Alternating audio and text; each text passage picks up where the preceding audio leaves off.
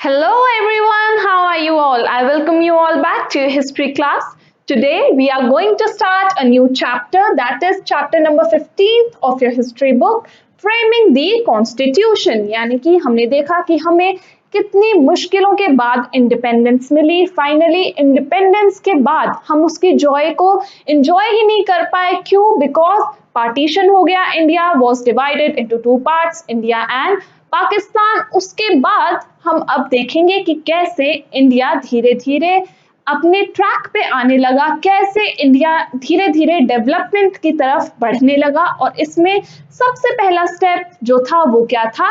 Constitution को frame करना। So we will read about how the constitution was framed and who were the framers of the constitution. कौन कौन से ऐसे clauses add किए गए, कौन कौन सी ऐसी माइन्यूट बातों का ध्यान रखा गया कॉन्स्टिट्यूशन को फ्रेम करने के लिए, एक ऐसा कॉन्स्टिट्यूशन बनाने के लिए जो कि इतनी ज्यादा डाइवर्सिटी वाले नेशन को हैंडल कर सके, या फिर एक इतनी ज्यादा डाइवर्सिटी वाले नेशन को एक साथ बांध के रख सके। Okay, so starting of with part 1 of this chapter, we will start off with a brief introduction. The Indian Constitution, which came into effect on 26 January 1950. अब हमारा जो कॉन्स्टिट्यूशन था वो इफेक्ट में कब आया, यानी कि लागू कब हुआ था? 26 जनवरी 1950 का ईयर था। Has the dubious distinction of being the longest in the world, यानी कि अब हमारा जो कॉन्स्टिट्यूशन है उसका एक बहुत ही अच्छा फीचर है जो आपको जरूर पता होना चाहिए। वो क्या है कि जो हमारा कॉन्स्टिट्यूशन है सबसे लंबा कॉन्स्टिट्यूशन इंडिया का ही है। It is the longest constitution in the world, but its length and complexity are perhaps understandable. यानी कि अगर हम बात करें कॉन्स्टिट्यूशन के लेंथ की कि वो इतना लंबा क्यों है, तो उसके जो रीजंस हैं वो बिल्कुल वैलिड हैं। When one considers the country's size and diversity, जैसे मैंने आपको बताया इंडिया बहुत ज्यादा डाइवर्स कंट्री है, और इतनी ज्यादा डाइवर्सिटी को देखते हुए हमें कितने सारे लोगों के नीड्स को केटर करना पड़ेगा। कितने सारे लोग ऐसे हैं जिनके नीड्स अलग अलग हैं, जिनको इक्वल राइट्स मिलने चाहिए, इक्वल अपॉर्चुनिटीज मिलनी चाहिए।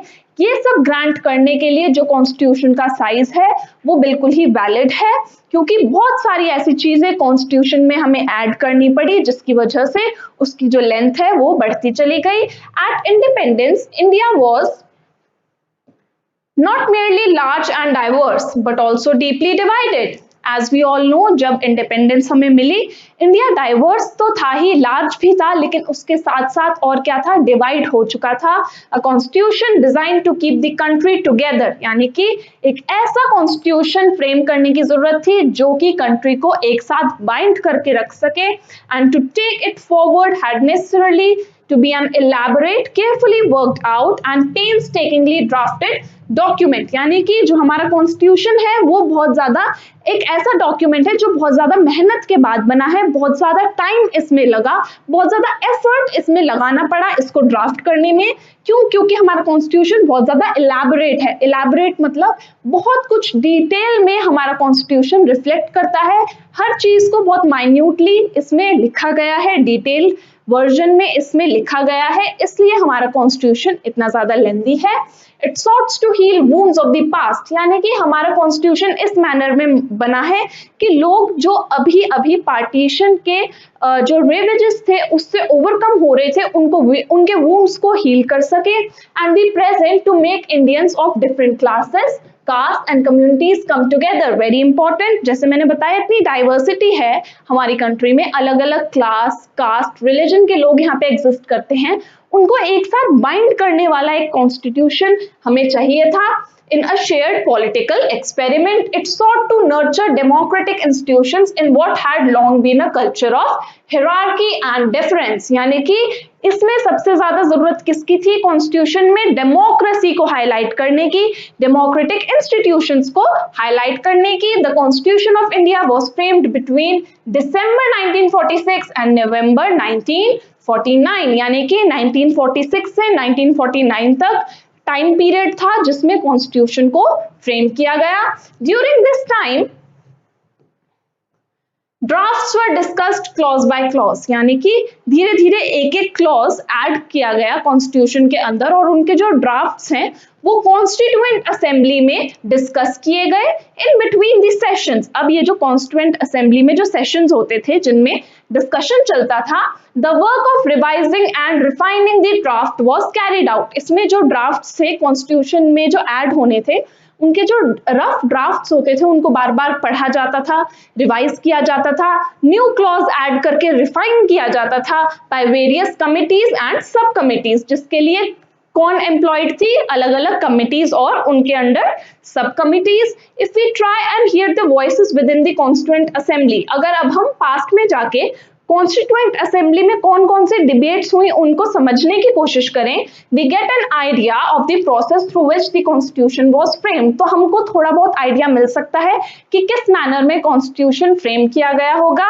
And the vision of the new Nations formulated, और क्या विजन उन लोगों का रहा होगा, क्या सोच उन लोगों की रही होगी जो कि कॉन्स्टिट्यूशन फ्रेम कर रहे थे। अब बात करेंगे the tumultuous time. Now what is the meaning of tumultuous? Means a very exciting time, a very exciting period। यानी कि कॉन्स्टिट्यूशन जब फ्रेम हो रहा था वो पीरियड थोड़ा मुश्किल तो था ही, but on the contrary it was exciting as well. The years immediately preceding the making of the constitution had been exceptionally tumultuous, यानी कि जब जो ईयर्स थे जिसके बाद हमको जो कॉन्स्टिट्यूशन था हमारा जो ड्राफ्ट हो गया था उसके बाद के कुछ ईयर्स काफी ज्यादा एक्साइटिंग थे। A time of great hope, लोग बहुत ज्यादा होपफुल थे कि अब हमारी कंट्री का नया कॉन्स्टिट्यूशन कैसा होगा, but also of abject disappointment, लेकिन कहीं ना कहीं कुछ लोगों के मन में डिसअपॉइंटमेंट भी थी कुछ बातों को लेके। On 15th August 1947 India had been made free, यानी कि हम सबको पता है हमें इंडिपेंडेंस कब मिली थी, 15th August 1947 में। बट इंडिपेंडेंस के साथ साथ हम we were also divided, India divide भी हो गया था टू पार्ट्स में, India and Pakistan. And even more recent upsurge had also evoked much popular sympathy. This was the rising of the ratings of Royal Indian Navy in Bombay. उसी के साथ साथ उस टाइम पीरियड में और भी मुश्किल आने लगी। जो रॉयल इंडियन नेवी थी बॉम्बे में वो लोग अपसर्च करने लगे अपने इशू को लेके, वो थोड़े बहुत क्या कहते हैं राइजिंग्स करने लगे, अपराइजिंग्स करने लगे 1946 के ही टाइम पीरियड में, जिसकी वजह से जो क्योस था इंडिया में वो और बढ़ गया। Through the late 1940s, there were periodic, if scattered, mass protest of workers and peasants. उसी टाइम पीरियड में 1947 के ही टाइम पीरियड में क्या हुआ, बहुत सारे प्रोटेस्ट हुए, बहुत सारे रिप्रेजेंटेशंस करी, किसने, वर्कर्स ने और पीजेंट्स ने in different parts of the country, country के अलग अलग पार्ट्स में इस टाइप की अपराइजिंग्स देखी जा रही थी। One striking feature of these popular upsurges was the degree of Hindu-Muslim unity they manifested, very important। इन सब अपराइजिंग्स के बीच में एक जो बहुत अच्छी बात हुई वो क्या थी, उस टाइम पे हिंदूज एंड मुस्लिम्स यूनाइट हो गए। In contrast the two leading Indian political parties, लेकिन जो दो लीडिंग पॉलिटिकल पार्टीज थी उस टाइम पे कौन सी थी, मैंने आपको बताया था हिंदूज को रिप्रेजेंट करने वाली पार्टी थी कांग्रेस और मुस्लिम्स के इंटरेस्ट को रिप्रेजेंट करने वाली पार्टी कौन थी, मुस्लिम लीग। ये जो दो पार्टीज थी had repeatedly failed to arrive at a settlement, ये कंट्री को लेके कोई म्यूचुअल डिसीजन ले ही नहीं पा रही थी that would bring about religious reconciliation and social harmony, यानी कि इनको नहीं पता था कि ये इंडिया के अंदर सोशल हार्मनी किस तरीके से लेके आ पाए, कैसे इंडिया की जो सोशल हार्मनी है, सोशल वेलबींग है वो रिस्टोर हो सके। The violence culminated in the massacres that accompanied the transfer of population when partition of India was announced। यानी कि हम सबको पता है कि जब इंडिया का पार्टीशन अनाउंस हुआ तो क्या हुआ, लार्ज स्केल माइग्रेशन हुआ, पॉपुलेशन माइग्रेट करने लगी और वायलेंस क्या था उस टाइम पे धीरे धीरे बढ़ गया था। लेकिन धीरे धीरे जब कॉन्स्टिट्यूशन के फ्रेम होने का टाइम आया, जब लोग अपने अपने नेशंस में चले गए तो धीरे धीरे जो वायलेंस था वो एंड होने लगा। On Independence Day 15th August 1947, we all know Independence Day कब से सेलिब्रेट किया जाता है, from 15 August 1947। There was an outburst of joy। Independence जिस दिन हमें मिली थी उस दिन लोग बहुत ज्यादा खुश थे। People were having होप्स कि अब हमारी न्यू कंट्री कैसी होगी, अब हम कंट्री को कैसे रन करेंगे, अब हम फ्री हैं तो फ्री इंडिया कैसा होगा। Unforgettable for those who lived through that time, और जिन्होंने ब्रिटिश रूल को देखा था, जिन्होंने ब्रिटिश रूल के टाइम पे जो लोग रहे थे, उनके लिए तो वो मेमोरी बिल्कुल अनफॉरगेटेबल थी। Millions of refugees were on the move, यानी कि बहुत सारे ऐसे रिफ्यूजीज थे जो अपने लैंड में वापस जा रहे थे। Muslims into East and West Pakistan, Hindus and Sikhs into West Bengal and the eastern half of the Punjab, यानी कि लोग उस टाइम पे अलग अलग एरियाज में स्कैटर्ड थे। Many perished before they reach their destination, और लोगों ने माइग्रेशन करनी, as I told you earlier, अपने घर वापस जाना शुरू कर दिया था। वो लोग माइग्रेट हो रहे थे, there was a large scale of migration, और इस प्रोसेस में लोग बहुत ज्यादा थक जाते थे और अपने डेस्टिनेशन यानी कि अपने होमलैंड में पहुंचने से पहले वो पेरिश यानी कि थक के उनकी डेथ हो जाती थी। Another and scarcely less serious problem faced by the new nation was that of princely states, यानी कि एक न्यू मेजर प्रॉब्लम जो सामने आई वो थी प्रिंसली स्टेट्स की प्रॉब्लम। प्रिंसली स्टेट्स क्या होती हैं?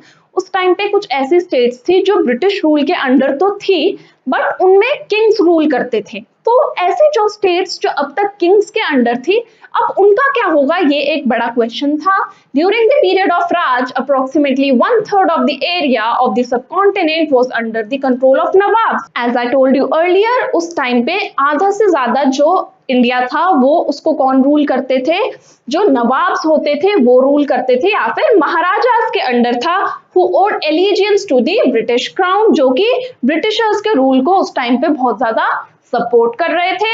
When the British left India, अब जब ब्रिटिशर्स इंडिया से जा चुके थे, the constitutional status of these princes remained ambiguous, यानी कि अब बहुत ज्यादा कंफ्यूजन था कि इन प्रिंसेस का क्या होगा, ये जो इनकी स्टेट्स हैं इनको कौन रूल करेगा। मूविंग फॉरवर्ड, अब बात करेंगे the making of the constituent assembly की कॉन्स्टिट्यूएंट असेंबली कैसे फॉर्म हुई। The members of the Constituent Assembly were elected on the basis of universal franchise. We all know what is universal franchise. जब right to vote हो किनको, the ones who are above 18 years, तो Constituent Assembly भी universal franchise के basis पे बनी। In winter of 1945 to 46, provincial elections were held in India. First time 1945 to 46 के period के बीच में इंडिया में पहली बार प्रोविंशियल इलेक्शंस हुए। The provincial legislatures then chose the representative of the constituent assembly. फिर जो प्रोविंशियल लेजिस्लेटिव्स होते थे वो कौन चूज करते थे कि कॉन्स्टिट्यूएंट असेंबली के रिप्रेजेंटेटिव्स कौन होंगे। The Constituent Assembly that came into being was dominated by one party, the Congress. As I told you earlier, उस टाइम पे सबसे ज्यादा जो सपोर्ट था वो किस पार्टी के साथ था? कांग्रेस के साथ था, और कांग्रेस ही विक्टोरियस रही। The Congress swept the general seats in the provincial elections, यानी कि जितनी भी जनरल कैटेगरी की सीट्स थी वो सब किसके पास गई? कांग्रेस के पास गई। And the Muslim league captured most of the reserved Muslim seats, और ज्यादातर मुस्लिम सीट्स किसके पास गई? मुस्लिम लीग के पास चली गई। But the League chose to boycott the constituent assembly, लेकिन लीग को इतना ज्यादा सपोर्ट नहीं मिल पाया, जिसकी वजह से मुस्लिम लीग ने क्या कहा कि वो कॉन्स्टिट्यूएंट असेंबली को बॉयकॉट करती है।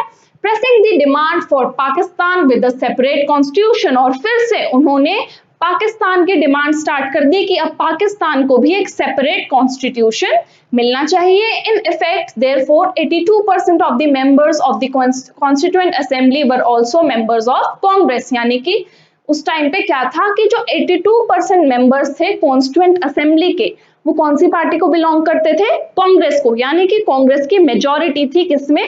कॉन्स्टिट्यूएंट असेंबली में। इसका क्या मतलब है? इसका मतलब है कि वो डिसीजंस को इन्फ्लुएंस करने की पावर रखते थे अपनी मेजॉरिटी की वजह से।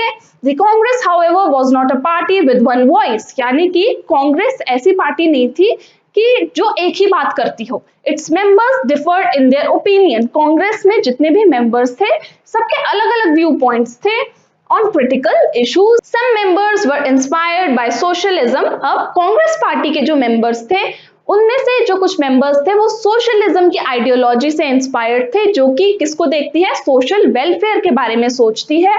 while others were defenders of landlordism, और दूसरे क्या थे, जो कि लैंडलॉर्डिज्म को सपोर्ट कर रहे थे, कैपिटलिज्म को सपोर्ट कर रहे थे, मनी मेकिंग को सपोर्ट कर रहे थे। some were close to communal parties, कुछ ऐसे थे जो कि कम्युनल बेस्ड पार्टीज से बहुत ज्यादा क्लोज लिंक्स में थे, while others were assertively secular, और कुछ ऐसे थे जो कि सेकुलरिज्म को ज्यादा मानते थे, यानी कि बहुत ज्यादा डिफरेंस ऑफ ओपिनियन एग्जिस्ट करता था किसमें, कांग्रेस पार्टी में। The discussions within the Constituent Assembly were also influenced by the opinions expressed by the public, यानी कि कॉन्स्टिट्यूएंट असेंबली में जो भी डिस्कशंस होते थे उनमें जो कॉमन पब्लिक थी उनके बातों का भी बहुत ज्यादा रोल होता था कि कॉमन पीपल क्या चाहते हैं। The arguments were reported in newspapers, यानी कि कॉन्स्टिट्यूएंट असेंबली में जो भी बातें या आर्ग्यूमेंट्स होती थी वो न्यूज़पेपर में पब्लिश होती थी। And the proposals were publicly debated, और जो भी प्रपोजल रखा जाता था कॉन्स्टिट्यूएंट असेंबली के अंदर वो लोगों को बताया जाता था, उसके बारे में डिबेट्स होती थी। Criticisms and counter-criticisms in the press in turn shaped the nature of consensus that was ultimately reached on specific issues, यानी कि कंसेंसस यानी कि एक म्यूचुअल डिसीजन पे वो कैसे आते थे, कंसेंसस के थ्रू आते थे अलग अलग इश्यूज से related. Many of the linguistic minorities wanted the protection of their mother tongue, बहुत सारी ऐसी लिंग्विस्टिक माइनॉरिटीज थी, जैसे कि हमें पता है डाइवर्सिटी एग्जिस्ट करती थी इंडिया में, तो बहुत सारे ऐसे लोग थे जो कि अलग अलग लैंग्वेजेस बोलते थे, तो उनको ऐसा लगा कि अगर एक नेशनल लैंग्वेज हो जाएगी तो हमारी जो मदर टंग है या फिर जो हमारी रीजनल लैंग्वेज है कहीं वो खो ना जाए, इसलिए वो लोग क्या चाहते थे कि उनकी रीजनल लैंग्वेज को प्रोटेक्ट किया जाए। Religious minorities asked for special safeguards, उसके अलावा जो कि ऐसे रिलीजन्स थे जो कि माइनॉरिटी में थे उनको डर था कि कहीं जो हमारी पॉपुलेशन है वो एक्सटिंक्ट ना हो जाए, इसलिए वो चाहते थे कि हमें कुछ स्पेशल सेफगार्ड्स दिए जाएं। while Dalits demanded an end to all caste oppression and reservation of seats in government bodies, उसके अलावा जो दलित्स थे वो चाहते थे कि उनको भी कुछ रिप्रेजेंटेशन मिले डिसीजन मेकिंग बॉडीज में और गवर्नमेंट बेस्ड बॉडीज में। Important issues of cultural rights and social justice raised in these public discussions were debated on the floor of the assembly, यानी कि कॉन्स्टिट्यूएंट असेंबली में कल्चरल राइट्स से related और social justice से related बहुत ज्यादा hot debates हुई उस टाइम के अंदर। अब बात करेंगे किसकी, दी डोमिनेंट वॉइसेस। अब जैसे मैंने आपको बताया कि बहुत ज्यादा डिस्कशन हो रहा था, अब जैसे मैंने आपको बताया कि बहुत ज्यादा डिस्कशन हो रहा था, लोगों के अलग अलग व्यू पॉइंट्स थे और हर कोई चाह रहा था कि हमारी बात सुनी जाए, तो ऐसे में डोमिनेंट वॉइस किसकी थी, किसकी सबसे ज्यादा बात मानी गई। The Constituent Assembly had 300 members. अब Constituent Assembly में टोटल कितने members थे, 300 members थे, ठीक है।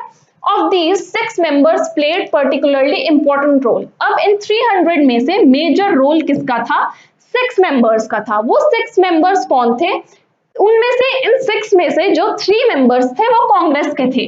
कौन कौन, जवाहरलाल नेहरू, वल्लभ भाई Patel and doctor Rajendra Prasad. It was Nehru who moved the crucial objectives resolution. अब इन तीनों में से जो जवाहरलाल नेहरू थे उन्होंने किसको प्रपोज किया, ऑब्जेक्टिव्स रेजोल्यूशन को प्रपोज किया, as well as the resolution proposing that national flag of India be horizontal tricolor। इसके अलावा जवाहरलाल नेहरू, अब ऑब्जेक्टिव्स रेजोल्यूशन क्या था कि कॉन्स्टिट्यूशन के ऑब्जेक्टिव्स कैसे होने चाहिए, उसके अलावा जो हमारा फ्लैग है it is of tricolour, we all know saffron, white and dark green, तो ये भी जवाहरलाल नेहरू ने ही कहा था कि जो हमारा नेशनल फ्लैग है it should be of try colour with a wheel in navy blue, और बीच में एक नेवी ब्लू कलर का व्हील है सेंटर में। Patel on the other hand, इसके अलावा जो वल्लभ भाई पटेल थे उन्होंने क्या किया, he worked mostly behind the scenes playing a key role in the drafting of several reports। उन्होंने बहुत सारी ऐसी रिपोर्ट्स को ड्राफ्ट किया जो कि कॉन्स्टिट्यूशन में ऐड होनी चाहिए थी, and working to reconcile opposing points of view. और उसके अलावा कौन कौन सी ऐसी चीजें थी जो कि उनके दिए गए व्यूज को अपोज कर सकती थी, उन पे भी उन्होंने वर्क करना स्टार्ट कर दिया। इसके अलावा जो थर्ड मेंबर थे कौन, Rajendra Prasad, Rajendra Prasad role was the president of the assembly, यानी कि उनको कॉन्स्टिट्यूएंट असेंबली का प्रेसिडेंट बना दिया गया, where he had to steer the discussion along the constructive lines while making sure all members had a chance to speak. उनका क्या काम था कि कॉन्स्टिट्यूएंट असेंबली का जैसे उनको हेड बना दिया था, तो उनको ये देखना था कि सबके व्यू पॉइंट्स आ रहे हैं, यानी कि हर मेंबर को चांस मिलना चाहिए अपनी बात रखने का। Besides this, Congress trio, a very important member, यानी कि ट्रियो यानी कि ये तीन लोग तो थे, इनके अलावा members of the assembly was lawyer and economist B.R. Ambedkar, यानी कि इनके अलावा एक और मेंबर शामिल थे, कौन? Doctor B.R. अम्बेडकर, जिनका बहुत इंपॉर्टेंट रोल था कॉन्स्टिट्यूशन को फ्रेम करने में। He served as chairman of the drafting committee. Doctor B.R. Ambedkar क्या थे? ड्राफ्टिंग कमिटी के चेयरमैन थे of the constitution. Serving with him were 2 other lawyers. इनके अलावा डॉक्टर B.R. अम्बेडकर के साथ 2 और लोग थे जो कि लॉयर्स थे, कौन? K.M. Munshi from Gujarat and Alladi Krishna Swami Iyer from Madras. ठीक है, तो ये 2 लोग थे, बोथ ऑफ हुम गेव क्रूशियल इनपुट्स। इन्होंने भी अपने आइडियाज दिए कि कैसे कॉन्स्टिट्यूशन को ड्राफ्ट किया जाना चाहिए। One was B.N. Rau, constitutional adviser to the government. अब जो B.N. राव थे एक पर्सन, वो क्या थे? गवर्नमेंट के कॉन्स्टिट्यूशनल एडवाइजर थे, who prepared a series of background papers based on a close study of the political systems obtaining in other countries. इनका क्या काम था B.N. राव का कि इन्होंने बाकी कंट्रीज के जो कॉन्स्टिट्यूशन था उनको पढ़ा और उनमें से जो जो ऐसे इनपुट्स लिए जो कि हमारी कंट्री के लिए बेनिफिशियल हो सकते थे और हमारे कॉन्स्टिट्यूशन में एड ऑन किए जा सकते थे। The other was the chief draftsman S.N. Mukherjee. इनके अलावा और कौन थे?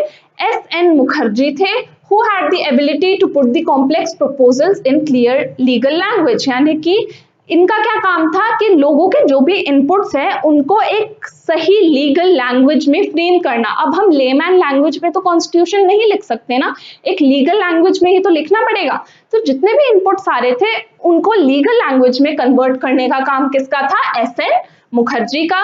Ambedkar himself had the responsibility of guiding the draft constitution through the assembly। और अंबेडकर तो टाइम टू टाइम गाइड कर ही रहे थे। इसके अलावा आप लोग ये भी जानते हैं कि बहुत सारी कंट्रीज से हमने हमारे कॉन्स्टिट्यूशन में बहुत कुछ ऐड किया है जो हमें उस टाइम पे लगा कि हमारे लिए, हमारी कंट्री के लिए इम्पोर्टेंट रहेगा। And with this we come to an end of our today's session. I hope आपने हमारा आज का सेशन एंजॉय किया होगा। लर्न करो की प्रीमियम सब्सक्रिप्शन में आपको मिलती हैं live classes from any time anywhere. आप कहीं से भी हमारी लाइव क्लासेस एंजॉय कर सकते हैं। उसी के साथ साथ आपको सारा स्टडी मटेरियल PDF की फॉर्मेट में अवेलेबल करवा दिया जाता है, तो आपको नोट्स की टेंशन लेने की बिल्कुल भी जरूरत नहीं है।